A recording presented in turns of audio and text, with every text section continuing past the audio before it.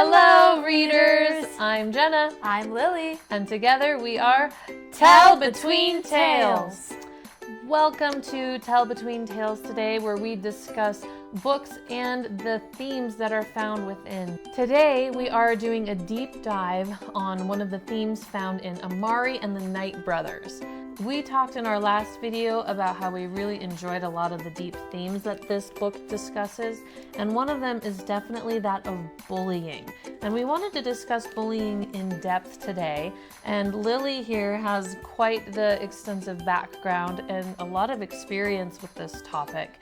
And we'll go over her story, and we will talk about what we did for her as parents, what we wish we did differently, and then we'll finish up with some tips if your child or you are getting bullied at school, and hopefully something that will be able to help you overcome that.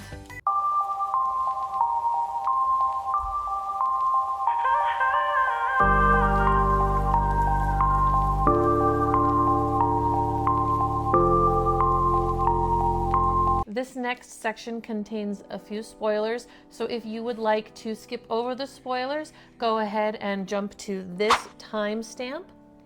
Now, in the book, Amari comes from the poor side of town, and in the beginning she's getting bullied for being poor because she's very, very smart, and so she has a scholarship to one of the rich schools where all of the kids are incredibly wealthy, but she's the odd one out. And so she actually begins the book in the principal's office because she pushed someone because they were being so incredibly cruel to her, and she had just had enough.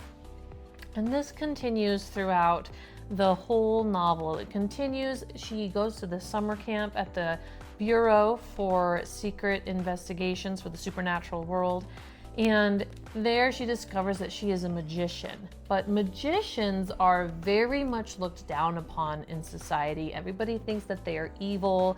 Everyone has them stereotyped as the bad guy. Nobody really understands about magic and what it is and how it's used. They all just know that the Knight brothers are evil and have done so many horrible things to their society. And so when it pops up after she touches the crystal wall and her magic is activated and she becomes an active magician, everybody is so cruel to her. And the theme of bullying continues throughout the book, throughout her entire time that she is at the Bureau of Investigations. And throughout the book, it talks a little bit about how she is trying to change their views and their perceptions of what a magician is, and teach them that magic and being a magician in and of itself is not inherently evil, but you can choose what to do with your magic, and she can choose what to do with her magic. And of course, she's trying to find her brother, and she's trying to show everybody that she is good and that magic can be good and can be used for good too. So we wanted to take this theme and pull it out of the book and think of how we can apply it to our own life. And we had quite an extensive experience with verbal bullying. We didn't have any physical bullying, thank goodness. And this was when Lily was in first grade, so this was quite a while ago now, you know, about 6-7 years ago that this was going on. But I think we learned a lot from it, and it was a very hard experience to go through for Lily and for us as parents. And so we're gonna let Lily go ahead and talk for a little bit about her experience and what she remembers and what was happening and how she was feeling. So when I was younger and I first went to school, I was so excited. And my mom took a video of it, showed me running around in circles like, going to school, I'm going to school. And then I go there and I'm really excited. And then all of a sudden I meet these kids and they're really mean to me. And they're like, oh, you are a boy. And oh, you don't belong here. And why are you even here in the first place? And that just knocked down a whole bunch of my confidence. And the teachers didn't really do anything to help with that. And so I went to loving school to dreading school. And yeah, I remember they were saying comments too, like, oh, your family doesn't love you and you're not wanted and things like that. Yeah, so that knocked down a whole bunch of my confidence. Then we moved and we went to elementary school, but not the old elementary school. It was a new one, and I started off in 2nd grade. But because of all the bullying I had back there, I thought this school was going to be equally as bad. So I had stomach pains, and then I developed this thing with acid reflux. And yeah, she was getting a lot of anxiety from the bullying. yes, and it wasn't until 4th grade where I met my best friend.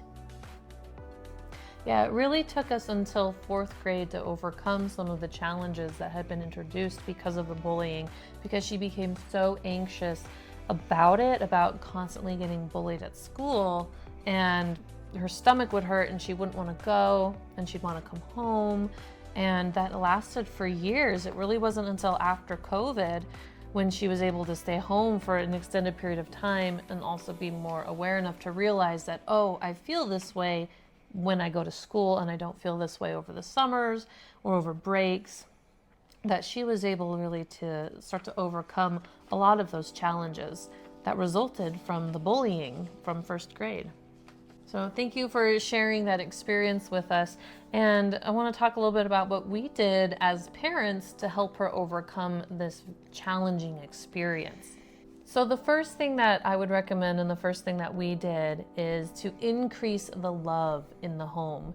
So she was feeling unloved. She was feeling unloved at school, especially because they were saying crazy things like, your family doesn't love you.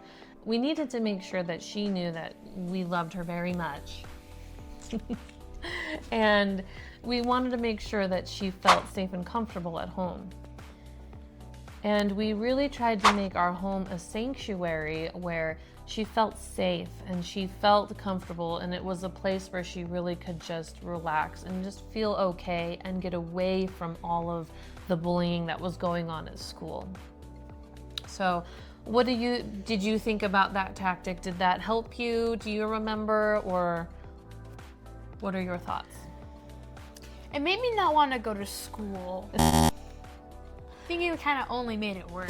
Made it worse. Because I didn't want to go to school. I was like, no, stay home. That is true. She did have a hard time going back to school. She really wanted to stay home because it was hard to go back into that environment.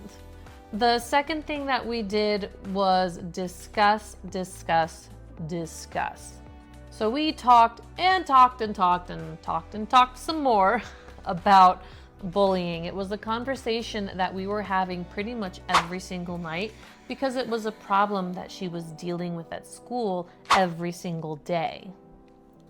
For example, in 1st grade, Dad went upstairs and all of a sudden he heard me in my bedroom and I was saying, I'm stupid.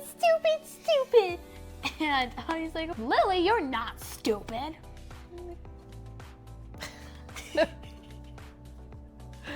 All right.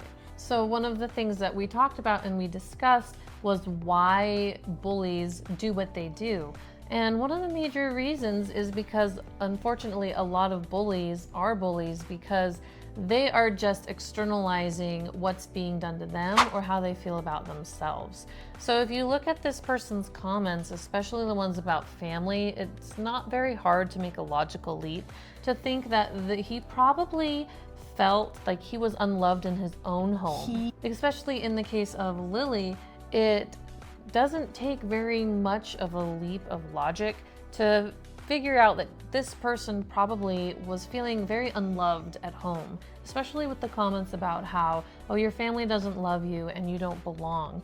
And this person probably felt insecure, and that's why it came out that way. And they were doing this in order to put Lily down so that they could make themselves feel better. We also talked about how bullies love a big reaction. And when Lily was little, she had the biggest reactions that you ever could see. She was very dramatic. Yes, I was very dramatic at everything. So, when me and Dad, we love to play Monopoly together. And he is like, all right, Lily, here are your smackers, because he landed on one of my hotels and he called the money smackers. And I had this huge fit, like, no, smackers! Yes.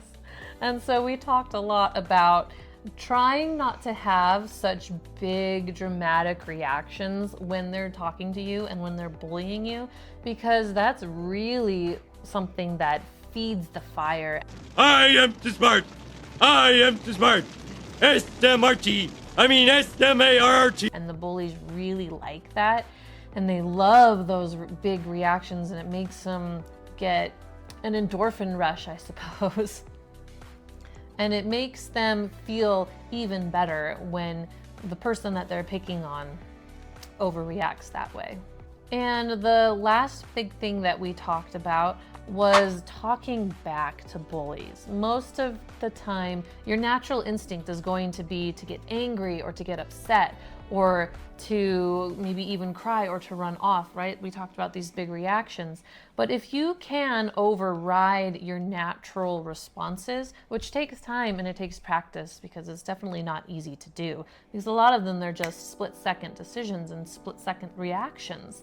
But if you can override that and you can respond to the bully either with kindness or with affirmations, it really throws them off and throws them for a loop. So if you're saying, "Oh, I hate your face," and they respond with, I like how your face looks. I mean, like, look at that. That's pretty. "Oh, maybe you should touch their face." But if you respond with a compliment back to something that they've said, it's very disarming, and it can just totally mess up their whole stride and make them at the very least, confused. What the hell are you talking about? And then maybe give you time to walk away. I remember one time I was getting bullied, and I recently read Charlie and the Chocolate Factory, and I learned that I really liked Willy Wonka. So when this guy, he started coming up to me and saying mean things to me, and I said, "I'm sorry, I'm a little bit deaf in my left ear. Could you please say that again?" And so... Right, so that's another strategy, is along the same veins of reacting in a way that they don't expect, right? If you can figure out how to take the power and the control away from them, then I think you called this disarming the... Yeah, because compliment? like a bully would never expect to hear like, "Could you please say that again?" And our third thing that we did is intervene. Intervention! This is actually something that I really wish that we had done differently at the time, but with Lily being our oldest, we were dumb parents and we didn't know. So what we did is we called the school, we talked to the teacher, we talked to the principal, and we know that the principal was talking to this person's parents, but still there just wasn't anything that really seemed to get better. If I could go back and do it all again, the way that I would intervene after taking that first step to talk to everybody and realizing nothing was changing, would be to demand that she be moved classes, which I know a lot of schools are not particularly keen on moving children around in their classes, but if you are persistent enough, they will do it. So when all else fails, intervention is going to be key. If there is a way that you can get them out of that situation, then that would be ideal. When I went to my new elementary school, I learned that we had counselors.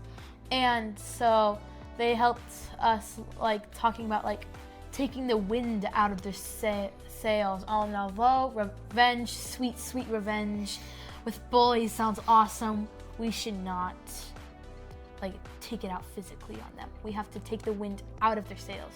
Right, which is actually what happens in the book. Amari, in the very opening chapter, she took out her aggression physically on the person who was bullying her and ended up being basically expelled. She had her scholarship revoked from it. And so physical confrontation is never the answer. So now we're going to talk a little bit about what bullying looks like in middle school today, because Lily is 12, the exact same age that Amari is in the book. And so let's see what it looks like in today's middle schools. Well, usually I don't really come across bullying very often, but I do come across students being very, very annoying that looks like they're bullying. So sometimes they like come to you in this like giant gang, and they'll like annoy you with like all these things that they're just randomly saying. And they annoy me by saying curse words nonstop, and I absolutely despise cursing. How do you handle that at school? You usually just like, you know what, I'm just gonna go over there for a sec. And usually they'll leave you alone. But if they keep pursuing you, you gotta like speak up with yourself, be like, hi, I really don't want you following me like a dog. So can you just give me some space? They're gonna be like, oh, how much space do you need? And be like, you know what, if you went all the way over there, that would be good enough. So we hope this video helped you and that you found value in it and you got some good ideas and some hope that you can get through this. It can be overcome. And please hit the like and subscribe button down below. Let's continue the discussion in the comments and see you next time. Don't forget to hit the notifications button too.